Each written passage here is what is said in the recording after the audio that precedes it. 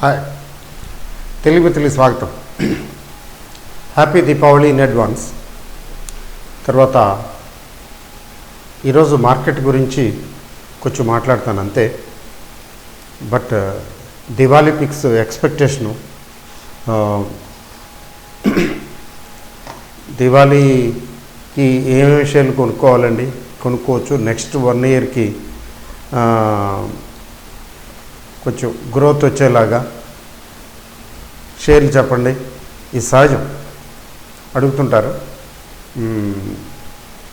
Yes, దీపావళికి కాకపోతే ఇంకెప్పుడు చెప్తాను. అయితే నేను చాలా తీశాను కానీ, లిస్టు తయారు చేశాను కానీ అది చాలా ఎక్కువ పెద్ద లిస్ట్. అది ఇంకా వాటిల్లో ప్రూనింగ్ చేసి షార్ట్ లిస్ట్ చేయాలి. అండ్ ఐ టేక్ టైము ఎంతైనా సరిపోదు కదా రీసెర్చ్కి. అందువలన రేపు ప్రిఫరబ్లీ లైవ్లో చెప్తాను. రేపు ఈవినింగ్ ముహూర్త ట్రేడింగ్ ఉంది కదా, ఈ లోపే అంతకు ముందుగానే చెప్తాను. అయితే ఏంటంటే మార్కెట్ గురించి కొంచెం మాట్లాడతాను. తర్వాత దివాళీ పిక్స్, దీపావళి టైంలో బయింగ్ చేస్తుంటాం కదా, దాని గురించి చెప్తాను. ఫస్ట్ ఆఫ్ ఆల్ మార్కెట్ ఏంటంటే వాలటైలిటీ ఏమీ అదుపులో లేదు.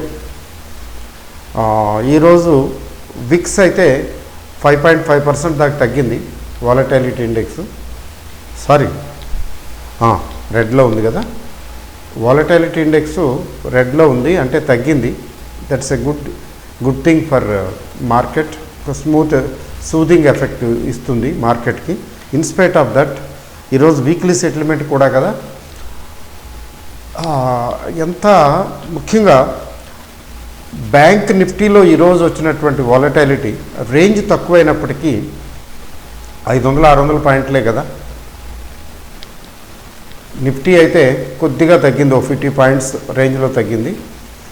మరి బ్యాంక్ నిఫ్టీ అయితే దగ్గర 500 పాయింట్లు తగ్గింది కదా.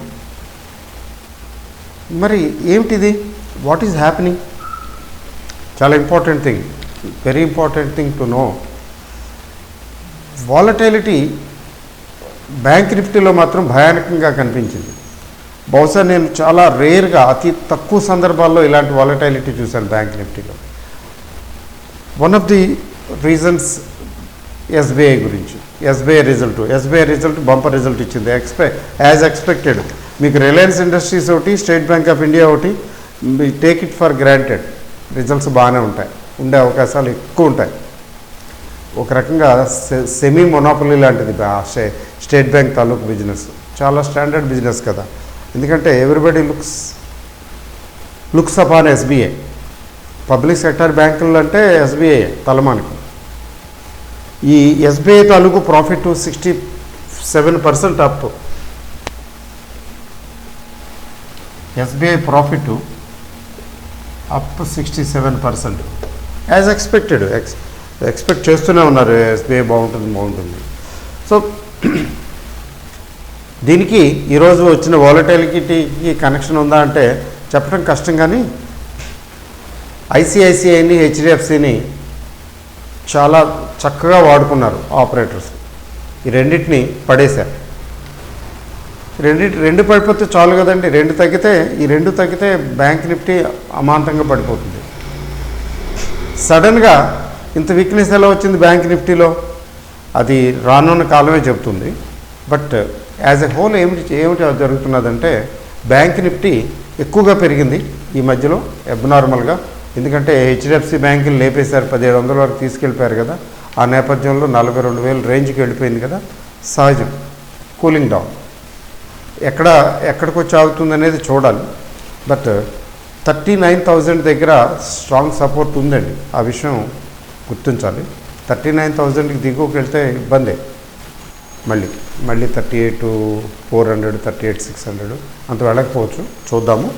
బట్ ఏంటంటే మార్కెట్ యాజ్ ఎ హోల్ ఏమిటి కనపడుతున్నదంటే మార్కెట్ బ్రెడ్త్ ఓకే.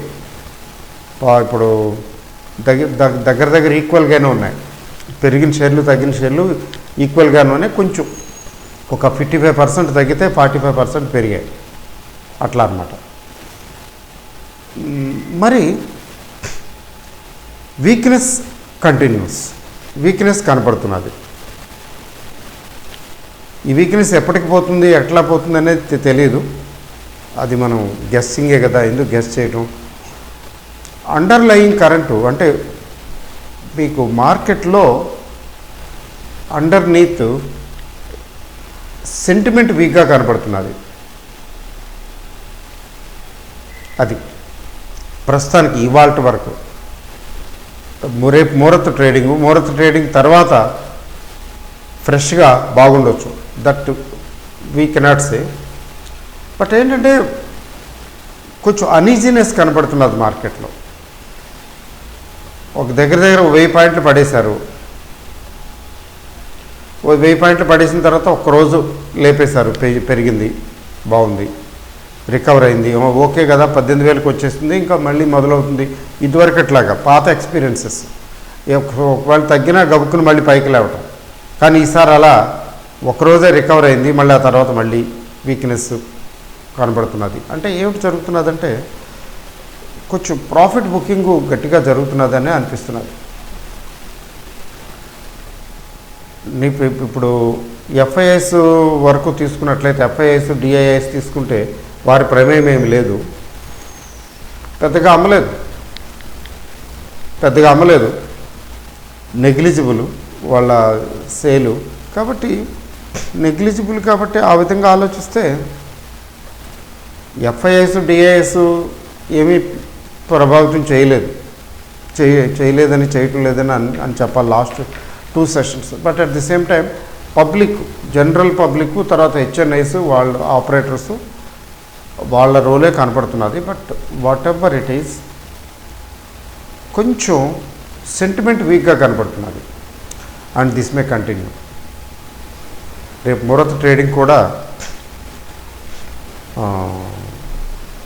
పరుగులు తీసేస్తుంది, రికవరీ వచ్చేస్తుంది, 18,000 దాటిపోతుందని నేను ఎక్స్పెక్ట్ చేయటం లేదు.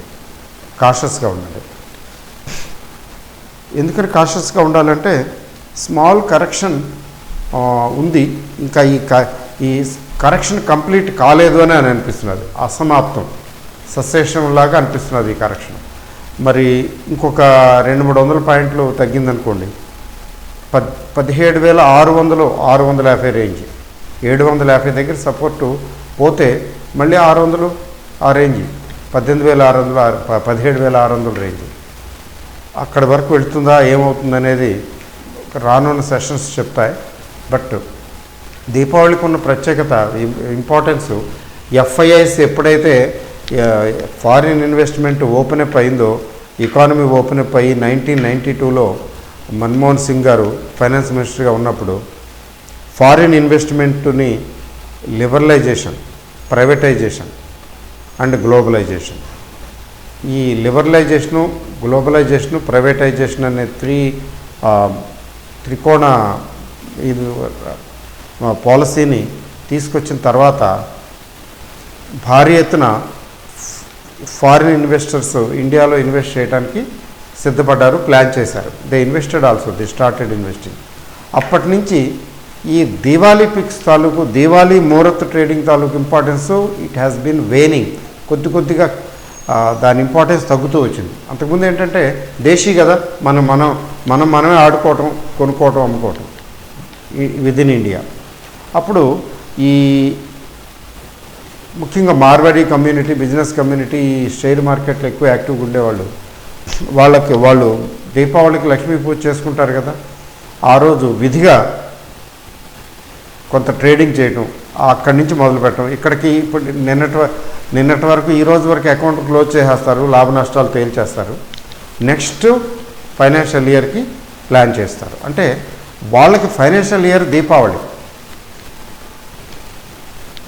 Business communities, certain Marwari business కమ్యూనిటీస్కి ఇది ఫైనాన్షియల్ ఇయర్, కొత్త ఫైనాన్షియల్ ఇయర్ స్టార్ట్ అవుతుంది రేపు.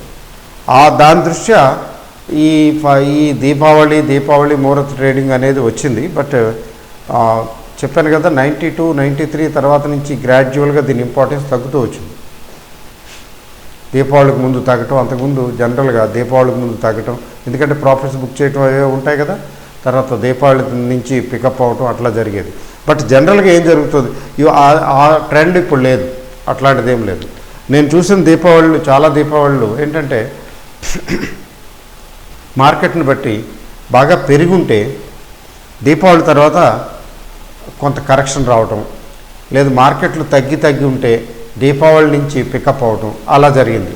That was the trend. I repeat, Deepavali వరకు పెరుగుతూ ఉంటే మార్కెట్, దీపావళి తర్వాత నుంచి కొంచెం తగ్గటం, రైట్. అలా కాకుండా దీపావళి వరకు తగ్గుకుంటూ వస్తే అక్కడి నుంచి మళ్ళీ నెక్స్ట్ దీపావళికి పికప్ అవటం, అది జనరల్ ట్రెండ్. ఆ జనరల్ ట్రెండ్ ప్రిన్సిపల్ అప్లై అవుతుందా అంటే sorry, not necessary. For example last Deepavali చూడండి, లాస్ట్ దీపావళి తర్వాత నుంచే కదా అసలు వెలుగు. నవంబర్ వరకు పెరగలేదని నేను చెప్పడం లేదు, అక్టోబర్ వరకు. మీకు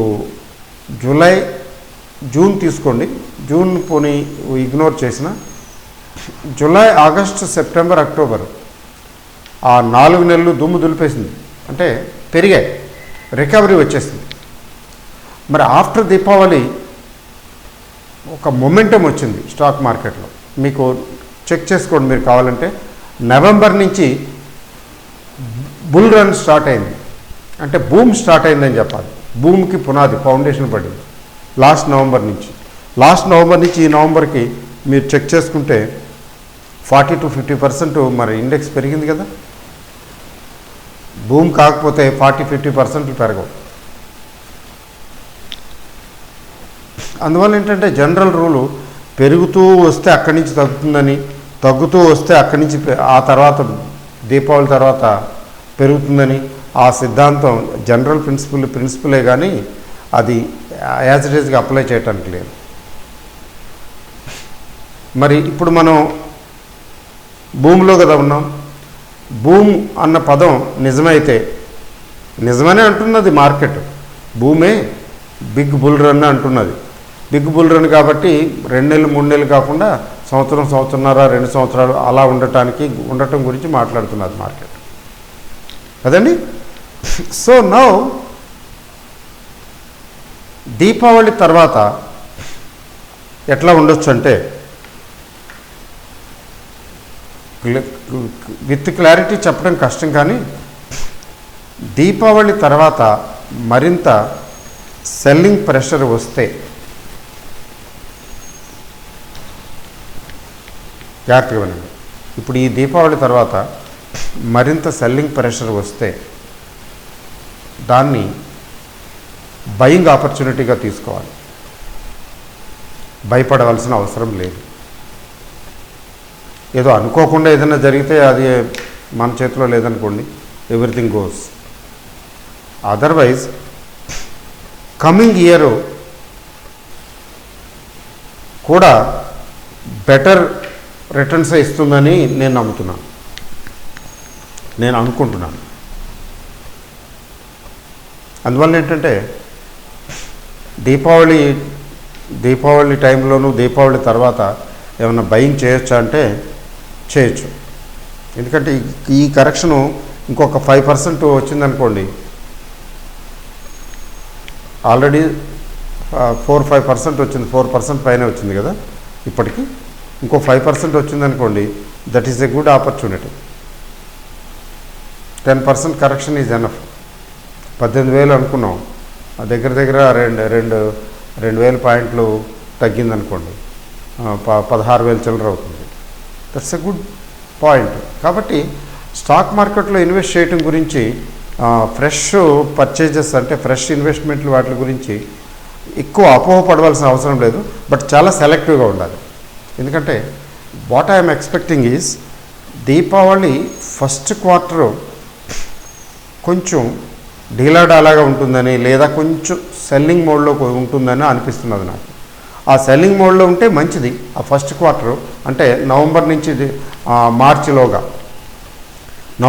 మార్చిలోగా ఆ ఢీలాడాలాగా ఉండి మార్కెట్లు తగ్గుతూ ఉంటే, లేదా కొద్దిగా పెరిగేదానికంటే తగ్గేదే ఎక్కువగా ఉంటే, ఆ స్లంబర్ అంటే ఆ స్లీపింగ్ పీరియడ్, డల్ పీరియడ్లో బయింగ్ చేసుకోవచ్చు. But we should be very careful in choosing the fundamental stocks. చాలా ఇంపార్టెంట్. ఫండమెంటల్స్ ఉంటే ఒకవేళ మార్కెట్లు పడిపోయినా తగ్గినా మళ్ళీ గ్రాడ్యువల్గా పికప్ అవుతాయి. ఫండమెంటల్స్ లేకపోతే మన డబ్బులు పోతాయి. అవి తిరిగి రికవర్ అవ్వకపోతే అది కూడా జరగవచ్చు కదా, రికవర్ అవ్వకపోయే పరిస్థితి ఉండొచ్చు కదా, అప్పుడు చాలా ప్రమాదం. అది కొంచెం జాగ్రత్తగా చూసుకోండి. ఎందుకంటే అందువలన అగ్రెసివ్గా దీపావళి వచ్చేసింది, దీపావళి పిక్స్, నేను అది కొనేస్తాను ఇది కొనేస్తాను, ఇప్పుడు ఏం కొనాలి, అదేం కొనాలి, ఇదేం కొనాలి అనేటువంటి స్పీడ్ ధోరణితో ఉండకండి. ఎందుకంటే coming year at least first quarter నేను అనుకోవటం కొంచెం డల్నెస్ ఉంటుందని. సో కొంచెం ఇన్స్టాల్మెంట్లో కొనుక్కోవటం ప్రాక్టీస్ చేయండి, అది అలవాటు చేసుకోండి. రేపు నేను దివాళీ పిక్స్ గురించి చెప్తాను, కొన్ని స్టాక్స్ చెప్తాను, మీరు స్టడీ చేయండి. వాటిని బేస్ చేసుకుని మీరు ఇన్వెస్ట్మెంట్ చేయకూడదు. మీరు స్టడీ చేసి మీకు నచ్చితేనే చేయాలి. ఎందుకంటే ఇది education channel, not meant for recommendations. అదేం కాదు. Because risk is your money and your risk, and you have to be very careful. You need not simply follow somebody says. ఎవరో చెప్పినా, నేను చెప్పినా, ఎవరు చెప్పినా కూడా చెప్పారు కాబట్టి నేను కొనేస్తాను అట్లా వెళ్ళకూడదు. కొంచెం స్టడీ చేసుకుని మీకు కూడా ఓకే సమ్మతమైతేనే చేయాలి. అది కూడా నేను అనుకోవటం 2-3 ఇన్స్టాల్మెంట్లో ఆ పర్టికులర్ స్టాక్ని కొనుక్కోవటానికి ప్లాన్ చేస్తే బాగుంటుంది అని అనిపిస్తున్నది నాకు. అంతకుమించి ఏం లేదు. ఓకే అండి. సో లిస్టు చాలా పెద్దది అయిపోయింది. దీన్ని ఎట్లా షార్ట్ ప్రూనింగ్ చేయాలి అనేది ఆలోచిస్తున్నాను. చేస్తాను, నా వర్కౌట్ చేస్తాను ఈరోజు ఈ రాత్రికి, రేపు పగలు కూడా కొద్దిగా ఈలోగా నేను ఇస్తాను. బట్ ఈలోగా మార్కెట్ ఏంటంటే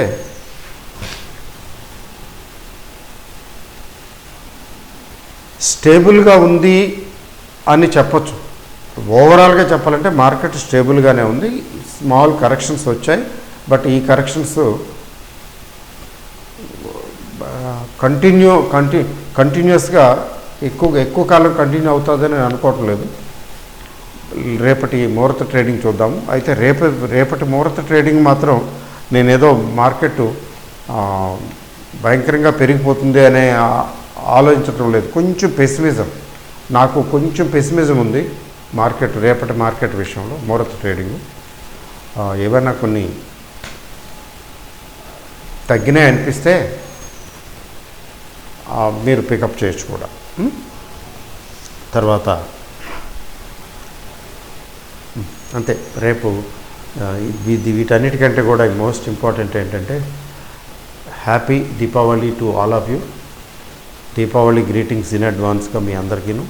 తర్వాత ఈ దీపావళి నుంచి వచ్చే దీపావళికి మార్కెట్లు బాగుండాలని, ముఖ్యంగా మనం కొన్న షేర్లు, మీరు కొన్న షేర్లు మంచి రిటర్న్ ఇవ్వాలని ఆశిస్తున్నాను.